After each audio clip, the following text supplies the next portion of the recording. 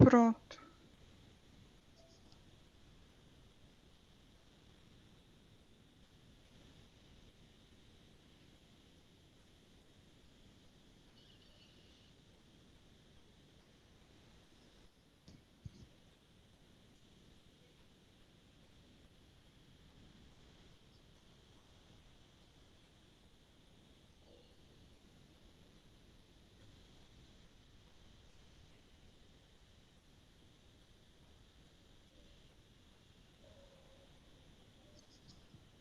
Bárbara Ponciano, você saiu da última aula faltando mais ou menos 1 hora para acabar, não foi?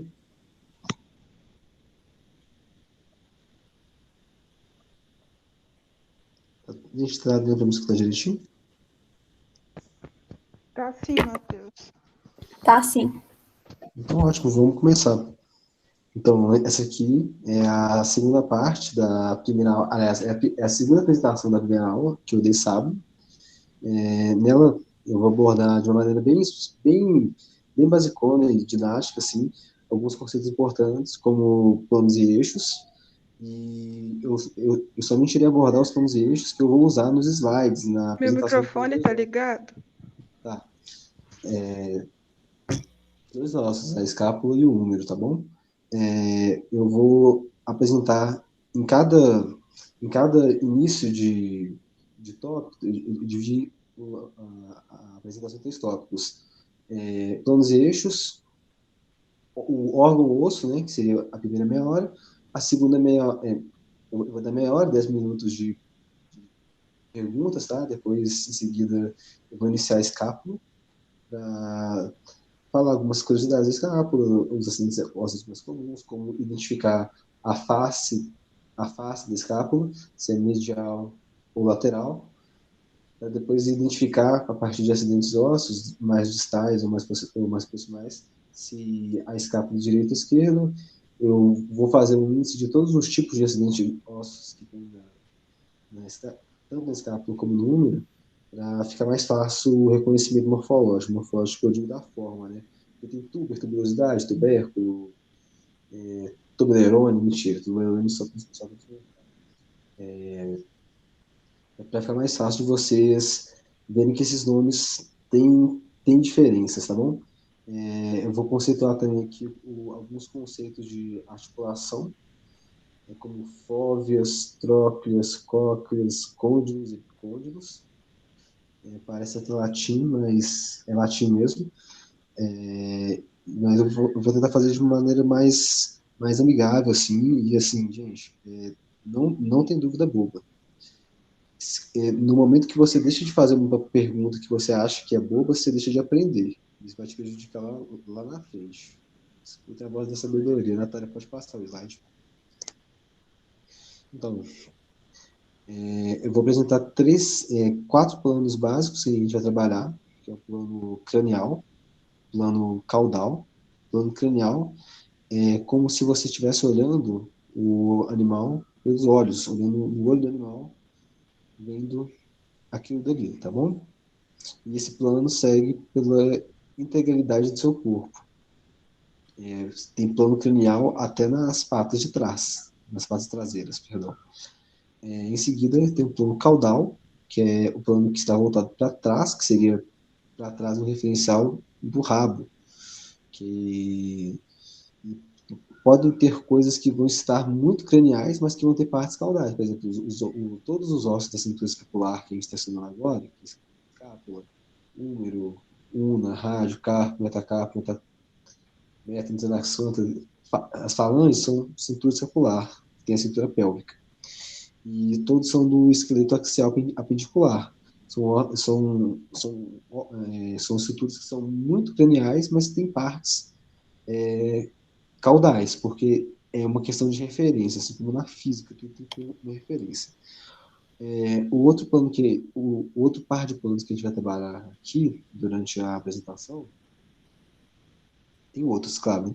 Mas eu estou citando só os que a gente vai usar para não encharcar a cabeça de vocês com informação. Daqui a meia hora está todo mundo cansado. É o plano dorsal e o plano ventral. O macete para lembrar desses dois aí é pensar no ventre. O ventre é como se fosse a barriga. Você gerar no ventre sua mãe, né? E como os animais domésticos são quadrúpedes, domésticos não exóticos, digamos assim, o ventre se encontra na parte de baixo. Está dando para me escutar direitinho? Boa tarde, e aí, como estamos? Estudando bastante? Estudando bastante, eu acabei de começar.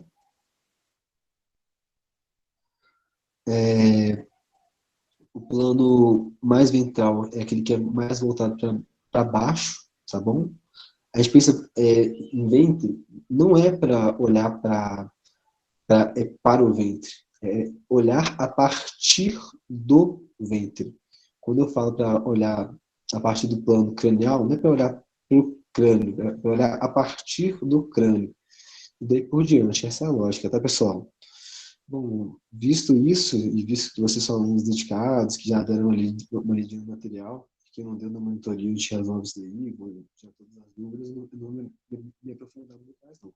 Claro que tem muitos outros pontos e eixos que vão ser explorados, mas para esse intuito, não. Pode passar os slides, Natália, por favor. Ok. Um bom exemplo de estudo que eu falei está nesse ruminante aí, bonitão, provavelmente um, um búfalo, tá? Mãe seus processos cornuais, assim como de muitos conhecidos meus. As letras A, B, C, D, E, F. ABC representa cranial, médio e caudal. Vocês vão ver, é muita coisa com médio em osteologia. Inclusive, eu estava até falando disso na monitoria, mas, enfim. Aqui a gente vai usar mais cranial e caudal. Média mais para frente. Vai ter dorsal, médio novamente e ventral. Ventral é tudo que está mais próximo do chão. Pode passar o slide. Esse slide é rapidinho. Eu falei de novo, pode passar. Bom, passei pincelando bem rapidinho, fiz isso em 12 minutos, que bacana. Eu vou iniciar a parte do osso como órgão, tá, pessoal? O osso, na sua gênese, na sua construção, ele tem três tipos de células, os osteócitos, né? Eu vou passar bem rapidamente aqui para vocês só terem uma noção. Tem o osteoclasto, que ele é responsável por digerir o osso. Ele é muito presente em situações que marcam o osso. Eu dou o exemplo do aparelho, né, dental. Quem usa aparelho conhece muito bem esse osteoclasto, né? Tá mexendo aqui no seu pulvino dental, que é a região da boca onde ficam encaixados os dentes. A pressão gera uma hipoxia local, que vai matar as células ósseas ali e vai permitir a abertura de um espaço, e o espaço logo atrás vai ser preenchido por novas células deslocando a arcada dentária. Esse é um exemplo da ação do osteoclasto. Tem o osteoblasto, que blasto tem a ver com divisão, então ele se multiplica, e tem o osteócito primário, eu acho. Esses dois últimos, eles transformam basicamente uma matriz de colágeno em um arcabouço de proteínas e de sais minerais baseados em fosfato de cálcio, PO4, que dão uma rigidez nunca vista assim, fora da matemática. Até mesmo hoje em dia, com a nossa tecnologia, é difícil reproduzir a leveza e a resistência dos nossos ossos. É mais fácil você quebrar 30 centímetros de concreto do que você quebrar 30 centímetros de fêmur. Estou falando sério, se você for uma pessoa saudável, sem osteomielite, sem osteoporose, pessoa que toma sol todos os dias aí, para você quebrar o fêmur tem que ser um acidente muito sério, uma força muito direta, porque, principalmente na nossa cidade, o osso terminou de se mineralizar, ele fica extremamente rígido, mas não é um rígido do tipo duro que quebra, é um rígido do tipo que é tenaz. Ele pode até trincar, e tudo mais. Mas para quebrar, geralmente é uma fratura que é completa, justamente pela natureza mais mineralizada. Dos filhotes, por exemplo, que estão mais novinhos e estão crescendo, eles precisam de ter um esqueleto mais cartilaginoso para poderem crescer, para o crânio poder se expandir, para as epífises, para as diáfases que se encontram nas epífises. Passa de slide, Natália, um minutinho para ver uma coisa. Passa mais um. Passa mais outro. Passa mais outro. Isso. Não. Passa mais um, peraí. Não, volta. Deixa eu descer, tá bom. Existem regiões que ficam um pouco antes da ponta do osso, chamam de áfases. As epífises são a ponta dos ossos, principalmente dos ossos longos. Não me lembro se osso alongado e osso chato, osso plano tem epífise, mas osso longo eu tenho certeza que tem. Essa região, ela é extremamente cartilaginosa. Inclusive, muita gente leva o filho para tirar raio-x do braço para saber qual que vai ser a altura dele no final do ciclo de crescimento. Então, a matriz óssea ser composta por muito colágeno é importante para que o indivíduo possa crescer, se desenvolver até a fase de maturação sexual, que quando ele finalmente para de se formar, né, digamos assim. Além dessa matriz estrutural do osso, nós temos um órgão, um sistema extremamente importante, que é o sistema hemocitopoético, né, que é o sistema que repõe as células sanguíneas. É constituído pelas células da medula óssea. Você pode voltar um slide para mim, rapidinho? Que bom. Olha só. A medula óssea, ela recebe veia, não só a medula óssea, mas como o osso inteiro, tá? Recebe veias, vênulas, artérias, arteríolas, para tanto nutrir como também levar essas novas células do sangue para circularem dentro dos nossos ossos, né? O osso tem uma gama de função que vocês nem imaginam. Tem fases da vida, pode passar de slide para o seguinte, Natália. Tem fases da vida em que a medula óssea vermelha, que é a medula óssea nossa que está em atividade metabólica fazendo a hemocitopoese, né, que é a produção de eritrócitos, leucócitos, megacitocariócitos são as células que fazem as plaquetas, elas se rompem depois, só curiosidade. Tem fases da nossa vida em que grande parte da nossa medula óssea funcional está nos ossos longos, mas também tem uma grande parte da nossa vida, que é mais ou menos depois dos 21 até a morte, que a maior parte das nossas células da medula óssea vermelha, que é a medula óssea metabolicamente ativa, vão estar na bacia.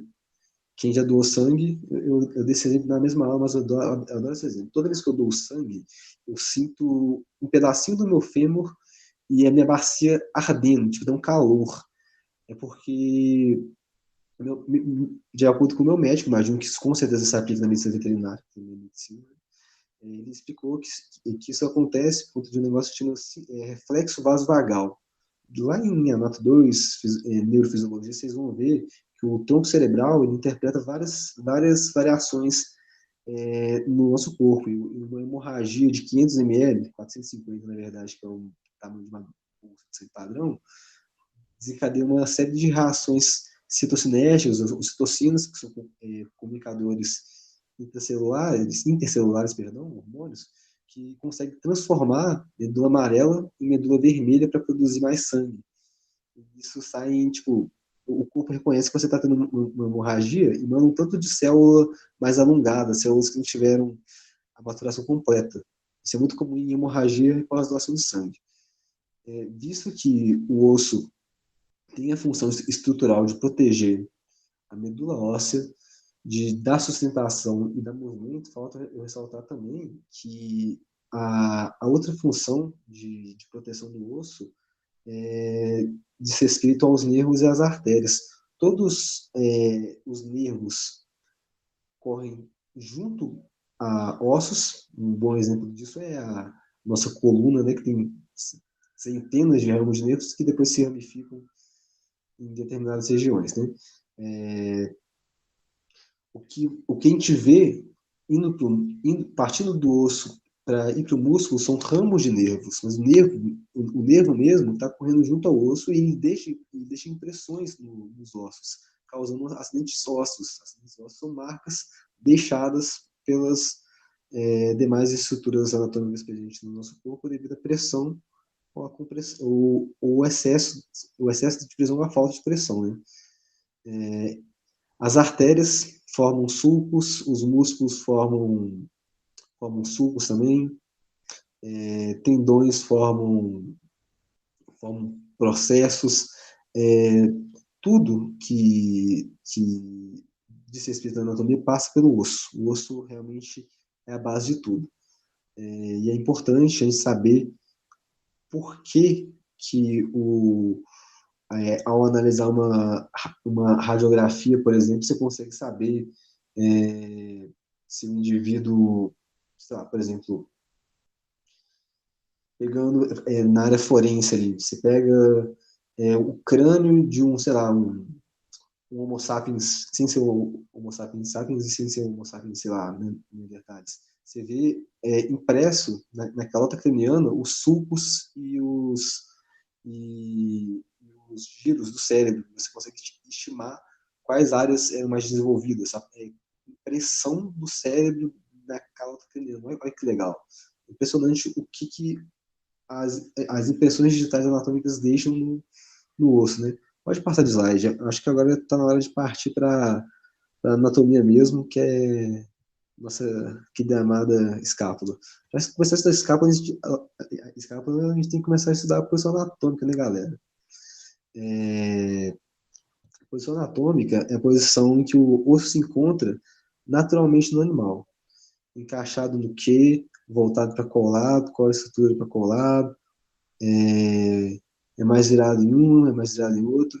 Nessa aula, e nas anteriores, eu quis trabalhar, lembrando que isso aqui é uma reprise da aula de sábado, para quem não pôde assistir, para quem acha que aprendeu bastante coisa nesse ato de tempo e quer usufruir disso agora, mas a anatomia comparada vai ser um pouco mais para frente, quando eu terminar o braço todo.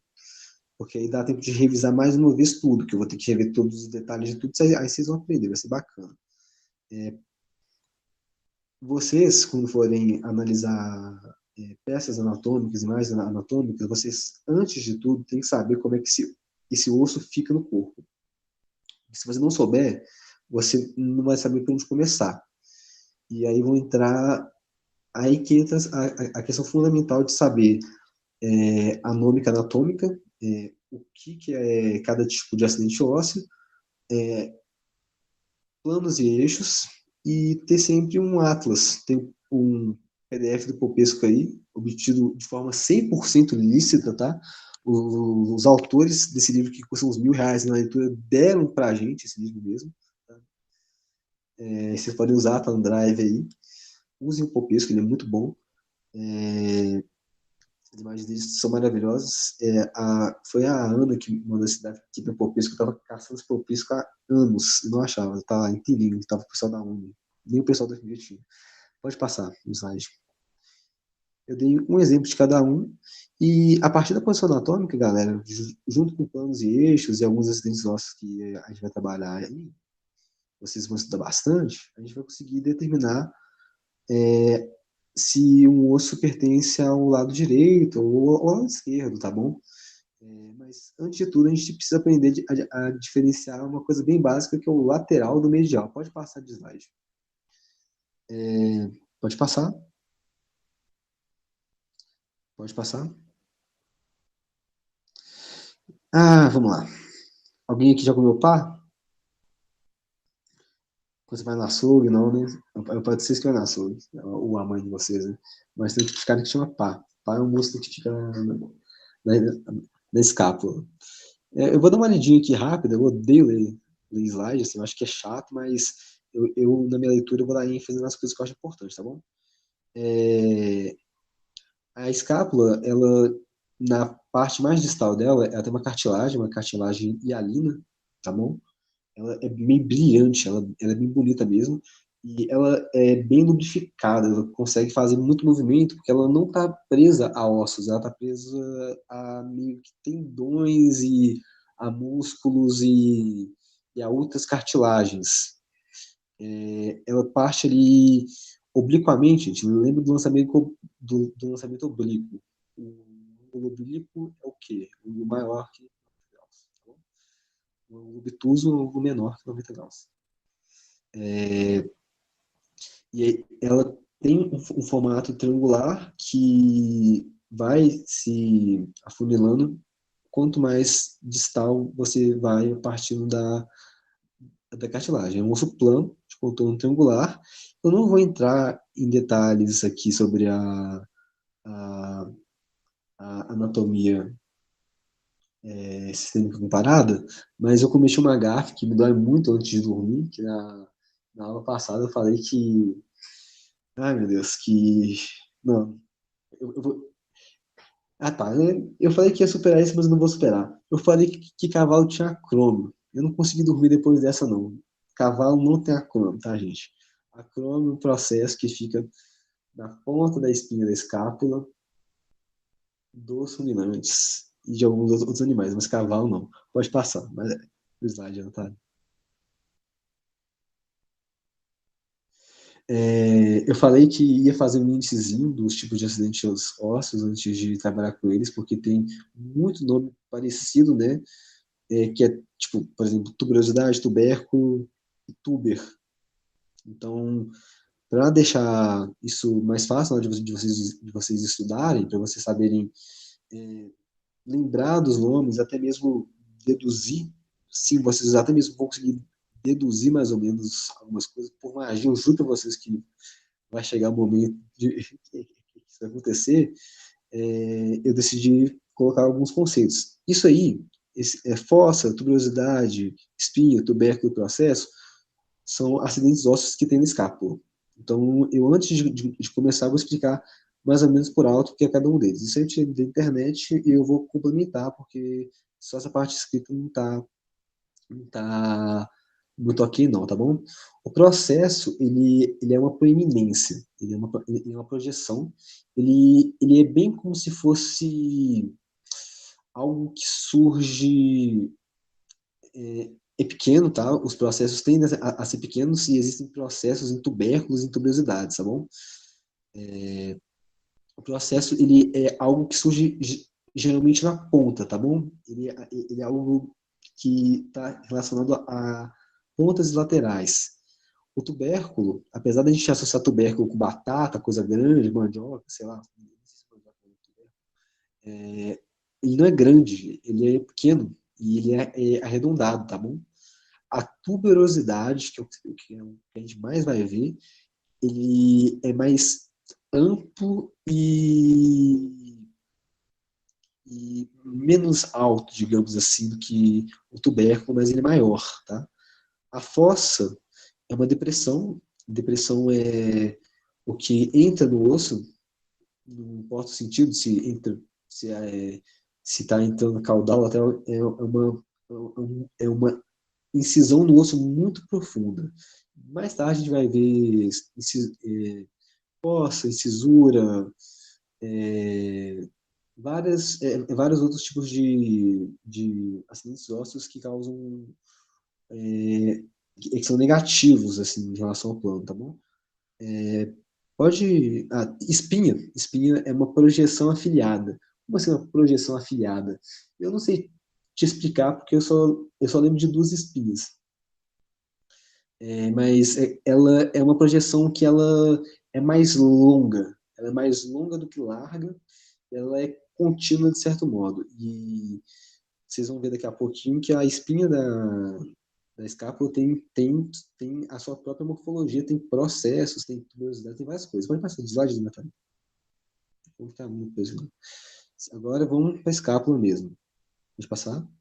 Galera, como eu falei, é muito importante a gente saber se localizar e lembrar de como que o órgão ou o osso se encontra na nossa posição original, para que a gente possa nortear o nosso estudo.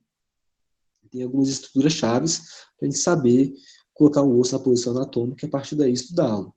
A gente vai começar essa nossa jornada com uma vista lateral da escápula. E a gente vai estudar ela da parte mais distal, onde tem a cartilagem ali, que muitas vezes no laboratório ela não vai estar presente, exceto que a peça passa por um processo que é tipo uma mumificação a, a vácuo, que tira a água toda assim e conserva parte da cartilagem, mas é muito difícil ver e perde isso daí. O que a gente vai ver é muito mais os ângulos que formam, né? Mas isso aí fica para outra hora. A escápula, igual eu te falei, igual eu falei para vocês, ela começa ali um pouquinho rente ao pescoço e vai descendo em direção ao úmero. Natália, tem como você voltar para algum slide que tem uma posição anatômica original, tipo do cavalo? Acho que o cavalo é o mais próximo, por favor. Serve esse daí. O do cavalo é sem dúvida mais bonito. Né? Ele desce realmente de uma forma oblíqua mesmo, igual o lançamento oblíquo da física. Você tem que entender que esses ossos não estão em linha reta, eles estão sempre na diagonal, estão sempre virados, estão sempre girados. Então, rever, passar no laboratório e se debruçar sobre essas imagens, até ter isso enraizado dentro de você, vai facilitar muito o seu estudo. Agora, vamos voltar para a slide que estava. Pode passar? Pode passar? Isso. Essa é uma escápula esquerda. Eu vou explicar o porquê que é uma escápula esquerda. Essa é a posição anatômica original e a partir dela a gente vai conseguir enumerar alguns processos e acidentes ósseos importantes para definir essa face como face lateral e esse lado como sendo esquerdo. Pode passar o slide.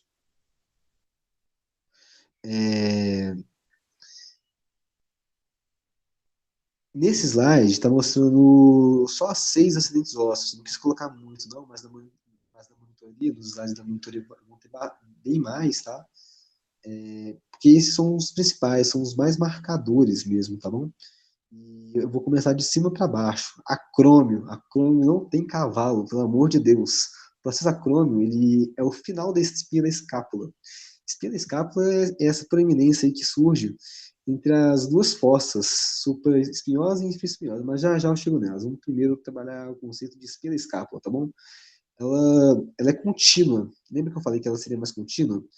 E aí não está indicando, mas existe uma parte da espinha da escápula que ela é mais achatada. Esse seria a parte do meio. Aí não está falando, não.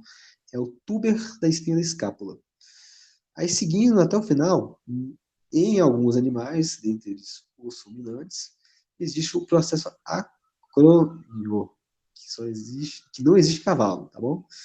É importante saber que a espinha da escápula é uma estrutura lateral porque ela é muito evidente e por ser uma estrutura que se projeta, que se projeta muito, ela é intuitivamente associada a uma estrutura que está saindo e não entrando. Porque se fosse entrando, você não concorda que estaria machucando o animal? Tudo meio que, sei lá, desconfortável imaginar isso da parte de dentro, né? Mas vamos lá. Para a gente poder definir esse lado, esse plano como plano lateral, a espinha da escápula é evidentemente a primeira coisa que você vê. Mas também tem outras coisas que estão associadas à espinha da escápula, que assim, são menos evidentes, né? Não chamam tanta atenção, são as respectivas fossas. A fossa supraespinhosa e a fossa infraespinhosa. Gente, Uma maneira fácil de identificar isso daí, na maioria das espécies, tirando bem de cavalo, é o tamanho. A fossa infraespinhosa, ela é enorme, ela é umas 2 vezes maior do que a fossa supraespinhosa. Supra, lembra de supra-suma, o mais importante. Na anatomia humana, o supra seria o termo anterior, seria esse que vem de seriado médico chato pra caramba. Tem a Meredith, não sei, esqueci o nome. Grey's Anatomy. Tudo mentira, tá? Seria o anterior. O nosso anterior chama-se cranial, tá bom? E a fossa supraespinhosa, ela é cranial, junto com o tubérculo supraglenoidal. Está lá distal, lá embaixo, perto da cavidade glenoide. Inclusive, ele tem esse nome supraglenoidal, porque ele está em cima da cavidade glenoide, que já já a gente vai trabalhar. Mas, por hora, eu quero que vocês se atentem à fossa supraespinhosa, voltada cranialmente, a fossa infraespinhosa, voltada mais caudalmente, e mais que no cavalo as duas têm o mesmo tamanho, e você vai diferenciar qual é qual pelo tubérculo supraglenoidal, que vai estar sempre correndo junto ao ângulo cranial da escápula. Vocês vão ver isso na monitoria, mas já queria deixar esse conceito na cabeça de vocês, tá bom? É o 6 ali embaixo, tá? Pode passar de slides, Natália, por favor? Eu coloquei só um slidezinho de escápula, assim, na parte lateral, para não socar tanta informação em vocês. Agora eu vou partir para a parte medial da escápula.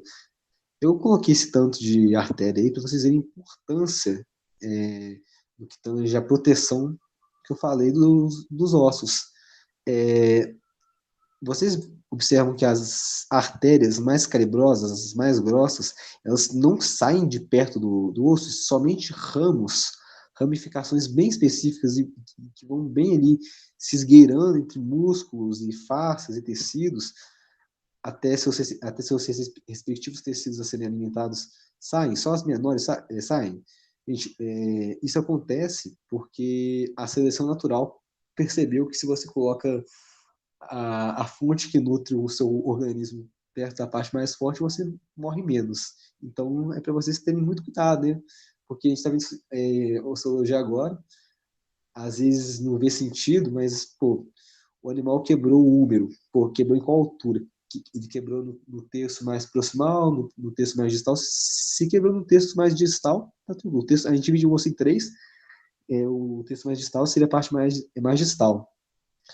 É menos arriscado, mas se quebrou ali na parte mais proximal. O úmero é um osso que não é escápula, tá, galera? É um osso mais cilíndrico ali. Olha o tamanho daquele ramo ali da artéria braquial. Enorme. E se ocorre qualquer hemorragia causada por fragmento de osso, por um osso afiado ali, você corre risco de vida. Então, saber identificar a partir de acidentes ósseos, onde tem artéria, onde tem nervo, onde pode, por exemplo, ocorrer uma lesão no osso e lesionar um nervo, dar uma paresia, que é a perda parcial de movimento, ou a perda parcial de sensibilidade. Não sei se paresia cobre perda parcial de sensibilidade no membro, mas paresia com certeza cobre perda de movimento. Para saber fazer um diagnóstico por imagem melhor. E, além disso, aí na parte medial da escápula, tem o plexo braquial, que é um tanto de nervo saindo da sua coluna, convergindo na fossa subescapular, que já já eu vou falar, que serve exclusivamente para proteger esses nervos, que depois eles vão para cada um dos braços, para cada um dos músculos do braço, para que você possa, por exemplo, fazer movimentos finos, como escrever. Você tem noção de quantos músculos usam para escrever? Muitos, mas o animal não escreve, mas eles têm os mesmos músculos que a gente. Pode passar o slide, vamos estudar a parte que interessa. Devagar muito que não. A face costal medial, eu aqui estou apresentando poucas estruturas que é nesse contato, não sobrecarregar vocês, mas para vocês já terem uma ideia do que é o que. Lembra que eu falei que a espinha da escápula ela é muito proeminente e ela é lateral por não estar muito em contato, no caso da escápula, que é um órgão que a grande parte dele tá em contato com o tórax, a parte medial dele é lisa, porque onde ele encosta é liso. E aonde tem sulcos e fossos, onde passa artéria e nervo. Uma estrutura mega importante nisso é a fossa subescapular. Eu gosto de lembrar do filme de cowboy, que o cowboy leva um tiro no ombro e nada acontece com ele. Se o cowboy leva um tiro no ombro, primeiro que ele morre de hemorragia. Se ele morrer de hemorragia, ele perde todos os movimentos. Porque vai atravessar a escápula, vai atravessar bem no meio da fossa subescapular e já era. A outra é a cartilagem da escápula, que está voltada mais medialmente, justamente para se encaixar com demais estruturas anatômicas, já que a escápula ela não está presa por outra articulação no tórax, ela está presa por essa cartilagem e por outros tecidos de faces e músculos e arcabouços, ela está meio solta, né? Por isso que é tão fácil deslocar o ombro. Pode passar. Eu trabalhei com vocês anteriormente, a face lateral, a face medial, agora vem a extremidade, que é importantíssima na questão do movimento e também de referencial anatômico, né, galera? Nessa imagem, a gente vê três coisas assim essenciais. É claro que tem mais coisa aí, não botei muito detalhe justamente para não derreter a cabeça de vocês. A gente vê a cavidade glenoide, você vê que ela é côncava, então ali forma-se uma articulação, um osso com osso, logo um côndilo. Uma parte convexa com a parte côncava, né? E isso originalmente está coberto por cartilagem e líquido sinovial. Líquido sinovial, se eu tiver a oportunidade de ensinar, é o líquido que fica numa região onde tem um tecido muito forte, onde tem os ligamentos e tudo mais, que fecha isso daí como se fosse um lubrificante das suas juntas. Quando você tem algum problema ali, algum problema inflamatório ali, alguma displasia, a displasia é o deslocamento constante do osso da articulação. Acontece muito com pastor alemão e labrador que anda em piso liso, fica escorregando, aí o fêmur fica afastando. É a mesma coisa também com o número. Mas não vai entrar muito em detalhe, não. É importante, causa doença, você tem que dar muita atenção para as articulações. Mas aqui, nessa aula inicial, a gente vai se atentar a construir um conceito de referencial anatômico, de posição anatômica. Então, eu quero que vocês prestem muita atenção ali na tuberosidade da escápula e no processo coracoide, beleza? Ambos são craniais, entretanto, um é mais medial e o outro é mais lateral. A tuberosidade da escápula, ela se dá mais cranialmente. Aliás, perdão, mais lateralmente, enquanto o processo coracoide ele se dá mais medialmente. A maior parte do processo, o volume do processo coracoide, está mais imerso na face medial do corpo do animal. Pode passar o slide, Natália, por favor. Esse slide, ele está com mais detalhes, mas eu só circulei assim o que importa. Como que você vê a região articular a partir de um plano lateral. Isso daí é um equino, tá bom? Se vocês quiserem ler, tem muito material em PDF aí, mas o que importa para essa aula é o processo coracoide, o supraglenoidal e como que parece essa região articular vista somente no plano lateral. Pode passar para o próximo slide, Natália, por favor. Eu fiz essa obra de arte aí, que é para vocês não lerem esses nomes, não encherem a cabeça e focarem mais no que eu estou dizendo para focar. Que são os processos que caracterizam faces, né? Olha lá o processo coracoide.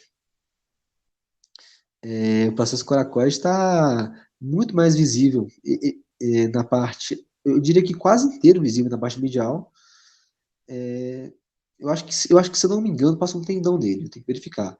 E, e a cavidade de glenoidal parece bem, bem singela, assim. Isso mostra a natureza côncava dela, né? É muito voltada para dentro do osso. E isso nos leva ao nosso próximo assunto. Pode passar. Úmero. Eita, osso cilíndrico, osso longo, osso com medula, osso cuja resistência é superior à do asfalto, de muito polímero ali, que o MIT está tentando criar até hoje, né? O húmero, ele é um osso longo, ele, ele tem, ele tem inúmeros pontos de vista, né? Na verdade tem 6, um que mostra as superfícies articulares, que seriam os planos mais proximais e distais mesmo do húmero. Os laterais, aliás, o lateral, perdão, o medial, o cranial e o ventral. Natália, se for muito trabalho, tem como você botar em qualquer um daqueles slides que tem a posição anatômica que me falou? Eu organizei mal esses slides, mas nos próximos vai estar mais organizadinho, tá bom? O número se encontra também na diagonal, mas só que seguindo um caminho diferente do escápulo. Então a gente tem que aprender a colocar o húmero a partir da articulação escapulohumeral posição anatômica para a gente poder estudar ele, porque ele é um cilindro, gente. Ele é um cilindro que é torcido ainda pelo músculo braquial. Vocês vão ver mais para frente. Então, se você não conseguir colocar um posição anatômica, você vai ter muita dificuldade. E existem certos acidentes ósseos que são característicos de determinadas faces do húmero. Pode avançar os slides, Natália, por favor. A Natália está sendo uma mão na roda, né, gente? Sincronia perfeita. Passa mais. Pode passar para o próximo slide. Pode passar? Eu, como sempre, fiz um... Volta, por favor. Volta mais um. Passa. Perdão. Fiz um itzinho aí para dar uma norteada para vocês estudarem isso. E é basicamente o que eu falei. Esqueleto appendicular, tem o esqueleto axial, que vem de axis, que é a primeira vértebra da coluna. Axis segura o globo terrestre, né? Acho que é isso. Axial é tudo que está seguindo a coluna. Crânio, coluna, e tem o apendicular, que é os membros, né? Ele articula o braço, ele é o nosso braço, né? Ele se articula proximalmente ao tórax com a escápula e distalmente com o rádio à ulna. Nele tem trócleas e cócleas. Gente, cavalo é um animal diferente, né? Esse tubérculo intermediário aí vai ser muito estudado. Cavalo também tem terceiro trocante, cavalo não tem acrônimo, né? Difícil, né? Mas vamos passar aí para dar mais uma olhada nos tipos de acidente ósseo que tem no nosso prestigiado húmero, né? Olha o tanto de coisa que tem, né? Tubérculo, como eu disse, a gente tende a pensar que é uma coisa gigante, mas é um dos menores acidentes ósseos, tá? Tuberosidade é amplo, é rugoso muitas vezes. Eu acho que eu vejo como rugoso. O processo é uma projeção que geralmente não é rugosa. Ela é bem, assim, vocês vão notar que tem tuberosidades que são bem sensíveis, que são elevações bem sensíveis e tem elevações que são mais agudas, digamos assim. Agudas não no sentido matemático de 90 graus, mas agudo não. 90 graus é outra coisa. Agudo no sentido de súbito, tá bom? Trocânter é um processo globoso grande, tá bom? Tem a fossa trocantérica, que vocês vão estudar muito ainda. A cabeça, geralmente, é a extremidade maior de um osso longo, e frequentemente é separada do corpo por um colo estreitado, o pescoço do número. Tem vários nomes para isso, eu chamo de pescoço, tá bom? A fossa é uma depressão muitas vezes, não, acho que diria que a maioria das vezes, talvez em crânio seja uma exceção, ela é para as fossas geralmente são para as superfícies articulares, porque precisa-se de uma área muito grande para ter uma amplitude de movimento, para os movimentos que a gente vai estudar mais para frente, tá bom? É côncava e deprimida. A fossa se encaixa perfeitamente no trocânter, né? Se ela é côncava e o trocânter é grosso, o conjunto trocânter de fossa forma uma cóclea, ok? Cóclea é um osso um osso. Tróclea é uma articulação que envolve mais dois ossos. Aliás, três ossos, perdão. Côndilo é uma proeminência arredondada que se articula com outro osso. Também tem a ver com, com o movimento. O epicôndilo, epi, até falando muito de hoje, epi é um prefixo que está acima. Uma pequena projeção logo acima do côndilo. O côndilo é onde tem cartilagem, tá bom? Mas vocês na prática não vão ver cartilagem fresca assim. Vocês vão ver a marca que a cartilagem deixou, tá bom? E a crista, não confundir crista com espinha, tá bom? É uma linha bem proeminente, mas que não chega a ser uma espinha, mas ela é bem visível. Esses são os acidentes que tem no úmero, e que eu deixei aí para vocês não se perderem nesse tanto de nome e não enlouquecerem. Pode passar os slides, por favor? Olha só, olha que bonito. Vamos partir do mais distal, aliás, do mais proximal até o mais distal. Lembra que a cabeça é sempre a parte mais globosa, que se articula com uma fossa ou com uma cavidade? O número 10 aí, a cabeça do úmero, está se articulando com a cavidade glenoide. Quando você localizar a cabeça do úmero, a posição anatômica dela é sempre virada para cima, no sentido dorsal, tá bom? Isso vai ajudar bastante vocês a delimitarem os planos. Depois nós temos a parte cranial do tubérculo maior, a parte caudal do tubérculo maior e menor, pescoço do úmero, que eu falei, né? Eu não vou citar todos os nomes aí, porque eu vou trabalhar com eles mais detalhadamente mais para frente. Mas o que eu gostaria de ressaltar nessa face? A cabeça do úmero, que é o número 10 ali, que está se articulando, que é essencial para se definir o plano anatômico, tá bom? A face do músculo infraespinhoso, face é uma elevação lisa, tá bom? Que é sempre cranial, tá bom? A tuberosidade deltoide, que assim, para mim, é a chave para você conseguir colocar esse osso em posição anatômica e desvendar ele. Porque essa tuberosidade deltoide, ela só se dá no plano lateral, tá bom? Ela é contígua a, a, a espina escapa, a espina escapa não, até eu esqueci o nome. Eu volto o slide também, Natália, por favor. Que é contígua à crista do úmero, tá? Pode voltar. Essa estrutura óssea, ela tem que estar voltada para baixo e para lateral sempre. Você identificando a cabeça do úmero e a tuberosidade deltoide, você já consegue colocar esse osso na posição anatômica para que você possa seguir um roteiro e gravar todos esses nomes, né, pessoal? Mas vamos que vamos, né? Seguindo ali mais distalmente, a gente vai se deparar com duas regiões articulares, tá bom? O epicôndilo, lembrando que epicôndilo é estrutura logo acima do côndilo. Côndilo, superfície articular convexa. É como se fosse uma moeda, que está logo acima da superfície articular.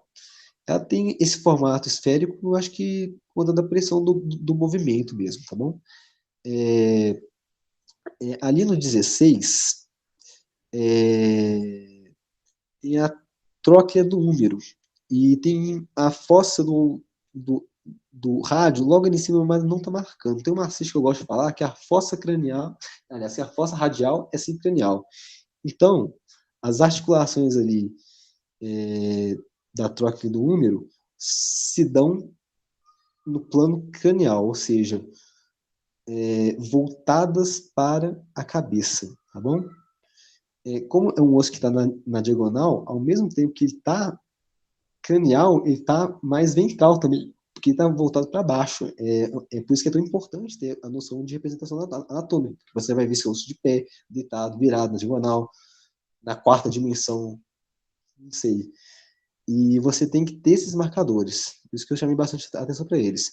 E distalmente e caudalmente, a gente vai ter a nossa querida fossa do olecranon, que é o que trava o nosso cotovelo e não deixa o nosso braço quebrar quando a gente estica muito ele. Mas isso aí é assunto para os próximos episódios dessa novela aí. Pode passar.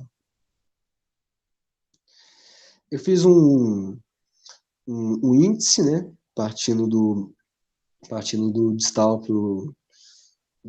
proximal para o distal, tá bom? Eu acho que não cabe eu ler todos eles ali, porque até mesmo mais para frente, durante as mentorias, eu vou trabalhar imagens repetitivamente com vocês, só para vocês pegarem esses insights, para vocês conseguirem saber o que é o que. Mas não adianta eu ler isso tudo aqui, que não vai reter na cabeça de vocês. Eu tenho que ler o que vai diferenciar um plano de outro, vai dizer que o osso vai estar ou não mais cranial ou caudal, perdão, esse osso vai ser do membro esquerdo ou do membro direito. Por hora, eu estou trabalhando bem menos as linhas ósseas do que eu poderia estar trabalhando, justamente pela dificuldade do ensino remoto, né? Eu não sou professor, apesar de que eu só fiz anatomia, estou no quinto período, estou me aprendendo até hoje, né? Apanhando bastante, mas sempre firme, né, Natália? Passa 2 vezes rapidinho para ver se vocês entenderam. Sim, entendeu. Agora volta pro original. Volta. Pode passar? Essa é a vista lateral do úmero. Lembra que eu falei que o processo, ali embaixo estão as legendas, tá? O 2 é o processo deltoide, que para mim é meu favorito na hora de identificar e colocar o número na posição anatômica correta. O processo deltoide está sempre um pouco mais proximal e sempre mais ventral. Ventral, ou seja, mais para baixo. Já olha aqui, né? Um minutinho. Gente, vocês querem que faça um intervalo? Por favor, respondam no chat se vocês querem que eu faça um intervalo agora. Eu comecei, era 1 hora atrás. Vocês querem que eu faça um intervalo agora? Tomar um cafezinho?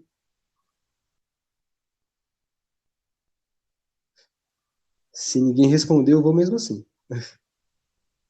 Vamos fazer 10 minutinhos. Pode Por falar? mim, você que sabe. Eu vou tomar uma água aí, daqui a 10 minutos eu volto, tá bom? Tá bom. 5h40, tá, galera? Obrigado, Natália.